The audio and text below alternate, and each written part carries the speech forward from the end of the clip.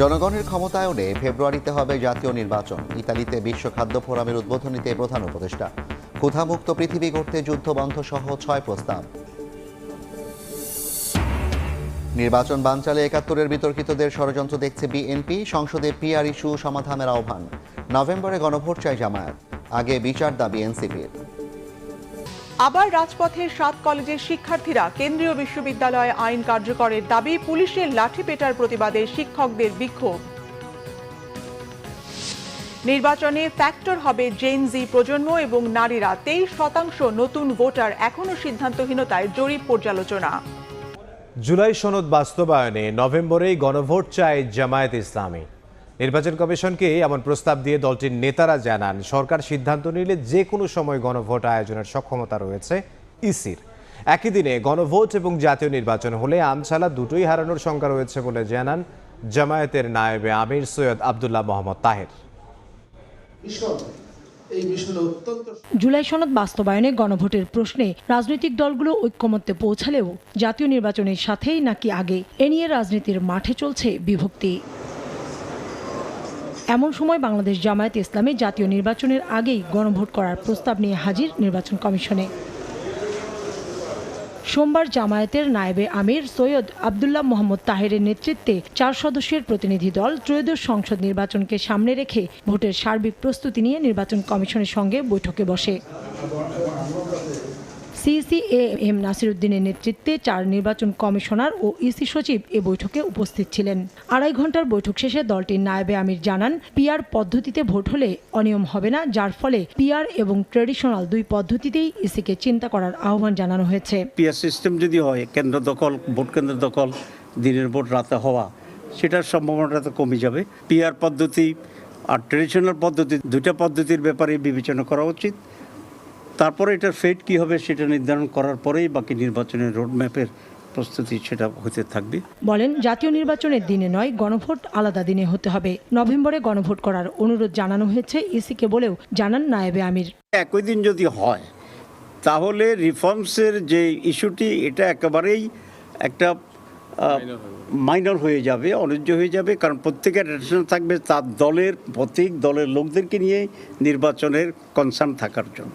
আমরা নভেম্বরে গণভোট করার জন্য আমরা বলে আসছি। ইলেকশন কমিশন বলছে যদি গভর্নমেন্ট যদি সিদ্ধান্ত নেয় তাহলে এই সব যা যা প্রয়োজন প্রস্তুতি নেওয়ার জন্য এটাতে আমরা সক্ষম আছি। নির্বাচনে নিরপেক্ষতা বজায় রাখার দাবি জানিয়ে লটারির মাধ্যমে রিটার্নিং অফিসার নিয়োগের আহ্বান জানায় জামায়াত ইসলাম। লটারির মাধ্যমেই পিআর দাবিতে আন্দোলনে সুষ্ঠু নির্বাচন আয়োজনে বাধা দেওয়ার প্রচেষ্টা দেখছেন বিএনপি মহাসচিব মির্জা ফখরুল ইসলাম আলমগীর। নতুন এই পদ্ধতির বিষয়টি আগামী সংসদের ওপর ছেড়ে দিতে হবে বলে জানিয়েছেন তিনি। আলাদা কর্মসূচিতে দলটির নেতারা বলেছেন, স্বাধীনতা যুদ্ধে যাদের বিতর্কিত ভূমিকা ছিল তারাই পিআরের নামে নির্বাচন বানচালের চেষ্টা করছে। নানা হিসেব নিকেশের পথ ধরে আগামী বছর ফেব্রুয়ারির নির্বাচনী যাত্রায় রাজনৈতিক দলগুলো নির্বাচন পদ্ধতি নিয়ে যুক্তিতর্কের পাশাপাশি জনসমর্থন আদায়ের কার্যক্রম চলছে সমান তালে। সোমবার গুলশান কার্যালয়ে খ্রিস্টান ফোরামের সঙ্গে মতবিনিময় করে বিএনপি। সভা শেষে গণমাধ্যমে কথা বলেন বিএনপি মহাসচিব মির্জা ফখরুল ইসলাম আলমগীর। বলেন, আসন্ন নির্বাচনে জনগণ ভোটের মাধ্যমে আরেকবার অসাম্প্রদায়িক বাংলাদেশের প্রমাণ দেবে। আগামী নির্বাচনে জনগণ আরেকবার রায় দেবে যে এই বাংলাদেশের মানুষ সত্যিকার অর্থেই তারা অসাম্প্রদায়িক এবং তারা বাংলাদেশি জাতীয়তা বিশ্বাস করে। ঢাকা সেনানিবাসের এমইএস ভবনকে অস্থায়ী কারাগার ঘোষণা করে প্রজ্ঞাপন জারি করেছে স্বরাষ্ট্র মন্ত্রণালয়। চিফ প্রসিকিউটর বলছেন, সেনা হেফাজতে থাকা কর্মকর্তাদের সাবজেল নাকি কোনো কারাগারে পাঠাবেন তা ঠিক করবেন আন্তর্জাতিক অপরাধ ট্রাইব্যুনাল। কারা কর্তৃপক্ষ বলছে, নির্দেশনা অনুযায়ী ব্যবস্থা নেবেন তারা। গত 8 অক্টোবর গুমের মামলায় সাবেক ও বর্তমান 25 সেনা কর্মকর্তা সহ 30 জনের বিরুদ্ধে গ্রেফতারি পরোয়ানা জারি করেন আন্তর্জাতিক অপরাধ ট্রাইব্যুনাল। এর প্রেক্ষিতে গত শনিবার 15 জন সামরিক কর্মকর্তাকে হেফাজতে নেয়ার কথা জানায় সেনা সদর। সোমবার বিকেলে স্বরাষ্ট্র মন্ত্রণালয়ের কারা শাখা থেকে প্রকাশিত প্রজ্ঞাপনে বলা হয়, ফৌজদারি কার্যবিধি 1898-এর 541 ধারার 1 উপধারার ক্ষমতা বলে ঢাকার সেনানিবাসের বাসার রোডের এমইএস ভবনকে সাময়িকভাবে কারাগার হিসেবে ঘোষণা করা হলো। ট্রাইব্যুনালের chief prosecutor advocate Tajul Islam বলেন, হেফাজতে থাকা সেনা কর্মকর্তাদের গ্রেফতার দেখানো হলে তাদের আদালতে হাজির করতে হবে। তখন ট্রাইব্যুনাল ঠিক করবেন আসামিরা সাব জেলে নাকি অন্য কারাগারে থাকবেন। তারা অবহিত থাকলে এই পরোয়ানাটা তামিল করতে তাদেরকে সাহায্য করতে পারবেন।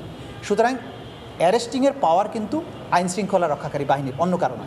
যদি পুলিশ তাদেরকে গ্রেপ্তার করে, গ্রেপ্তার করা হলে তখন থেকে তার উপরে আইন প্রযোজ্য হবে যে 24 ঘন্টায় তাকে কোর্টে আনতে হবে। কিন্তু আপনি যদি গ্রেপ্তার না দেখান তাহলে তার ক্ষেত্রে ওই 24 ঘন্টার আইন তো প্রযোজ্য নয়। সেনানিবাসে সাময়িক কারাগার স্থাপনের বিষয়টি জানানো হয়েছে কারা অধিদপ্তরকেও। সহকারী কারা মহাপরিদর্শক বলছেন, এই কারাগারে কারা থাকবেন সে বিষয়ে কোনো তথ্য তাদের এখনো জানানো হয়নি। জিও জারি হয়েছে যে ক্যান্টনমেন্টের কোনো একটা জায়গাকে কারাগার হিসেবে ঘোষণা করেছে। যেহেতু এটা কারাগার হিসেবে ঘোষণা হয়েছে সেহেতু অবশ্যই আমাদের অধীনে আসবে।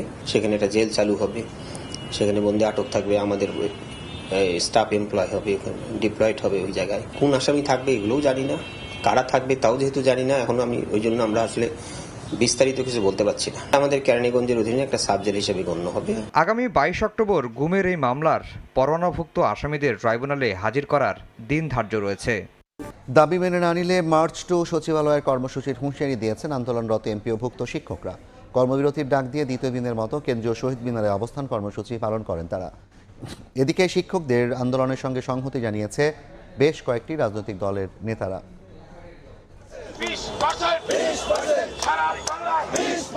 লাগাতার কর্মসূচির অংশ হিসেবে কেন্দ্রীয় শহীদ মিনারে সোমবার দ্বিতীয় দিনের মতো অবস্থান করতে দেখা যায় এমপিওভুক্ত শিক্ষকদের। নানা স্লোগানে দাবি তুলে ধরেন তারা। মূল বেতনের 20% বাড়ি ভাড়া ভাতা বৃদ্ধি, চিকিৎসা ভাতা 1500 টাকা করার দাবি জানান শিক্ষকরা। সেই সঙ্গে প্রতিবাদ জানান রোববারের আন্দোলনে পুলিশি হামলার। 12,500 টাকা আমাদের বেতন দিয়ে আমরা চলি, সন্তানাদি চিকিৎসা সব মিলে আমরা হিমশিমে করতে হচ্ছে। এই মুহূর্তে যদি প্রজ্ঞাপন জারি করে তাহলে আমাদের প্রতিষ্ঠানে আমরা ফিরে যাব। বিভিন্ন সময় আশ্বাস দেওয়া হলেও দাবি মানা হয়নি অভিযোগ করে আন্দোলনরত শিক্ষকরা বলেন, এবার প্রজ্ঞাপন ছাড়া ক্লাসে ফিরবেন না তারা। দাবি মেনে না নিলে মার্চ টু সচিবালয়ের হুঁশিয়ারি দেন তারা। আগামীকাল দুপুর 12টায় শহীদ মিনার থেকে মার্চ টু সচিবালয় কর্মসূচি। এদিকে শহীদ মিনারের শিক্ষকদের আন্দোলনে সংহতি জানান জামায়াত ইসলামী, ইসলামী আন্দোলন, খেলাফত মজলিস, নাগরিক ঐক্য সহ বেশ কয়েকটি রাজনৈতিক দলের নেতারা। মুখে মুখে শিক্ষকদের সম্মান করা হলেও বাস্তব চিত্র একেবারে উল্টো, এমনটাই অভিযোগ নেতাদের। জাতির বৃহত্তর স্বার্থে আপনি শিক্ষক ভাইদের ন্যায্য দাবি, যৌক্তিক দাবি আপনি এটা পূরণ করবেন। যাদের মাধ্যমে দেশ এবং জাতি গড়ে ওঠে তাদেরকে অবমূল্যায়ন করা মানে দেশকে অবমূল্যায়ন করা। এ সময় সমস্যার দ্রুত সমাধানে সংশ্লিষ্টদের প্রতি আহ্বান জানান জামায়াতের নায়েবে আমির অধ্যাপক মুজিবুর রহমান। আর শিক্ষকদের উপর পুলিশি হামলার নিন্দা জানান নাগরিক ঐক্যের আহ্বায়ক মাহমুদুর রহমান মান্না। এতগুলো লোক এখানে আছে, সরকার জানে না? সরকার যদি না জানে সরকার আছে কেন?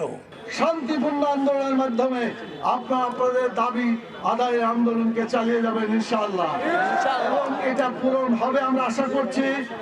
প্রধান উপদেষ্টা উদ্যোগ নিলে একদিনেরও ব্যাপার না সমাধান হওয়ার জন্য। এদিকে এমপিওভুক্ত শিক্ষকদের কর্মবিরতির কারণে কিছু শিক্ষা প্রতিষ্ঠানে পাঠদান বন্ধ থাকার খবর পাওয়া গেছে। সরকার সুষ্ঠু নির্বাচন দিতে প্রস্তুত জানিয়েছেন ধর্ম উপদেষ্টা আ.প.ম খালিদ। তিনি বলেন, টাকা লুট করেননি, পালানোর দরকার নেই, সেফ এক্সিটের কিছু নেই। সোমবার সচিবালয়ে সাংবাদিকদের প্রশ্নের জবাবে এসব কথা জানান ধর্ম উপদেষ্টা। আন্দোলনকারী ছাত্রদের সঙ্গে সরকারের দূরত্ব নেই মন্তব্য করে বলেন, যথাসময়ে নির্বাচিত সরকারের কাছে দায়িত্ব হস্তান্তর করা হবে।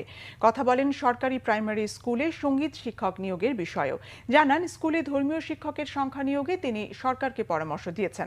আরেক প্রশ্নের জবাবে ধর্ম উপদেষ্টা জানান, 990 হজ এজেন্সির প্রায় 38 কোটি টাকা হজ ওমরা খাতে অব্যবহৃত ছিল, যা ফেরত বুঝিয়ে দেওয়া হয়েছে। জানান, এ পর্যন্ত 60,000 জন হজে যেতে নিবন্ধন করেছেন। কোথায় দেশ থেকে পালাবো? দেশে যেখানে আমাদের ঢাকা শহরে আমার নিজের কোনো ঘর নাই। চট্টগ্রাম শহরে আজকে কয় বছর, একেবারে অনার্স পড়ার সময় থেকে অনেক বছর না, সারা জীবনটাই তো চট্টগ্রাম শহরে আমার কোনো বাড়ি নেই বা আমার কোনো ফ্ল্যাট নেই। তো আমার বাইরে সেফ এক্সিট, আমি কোথাও রাস্তায় গিয়ে কোনো শুয়ে থাকবো?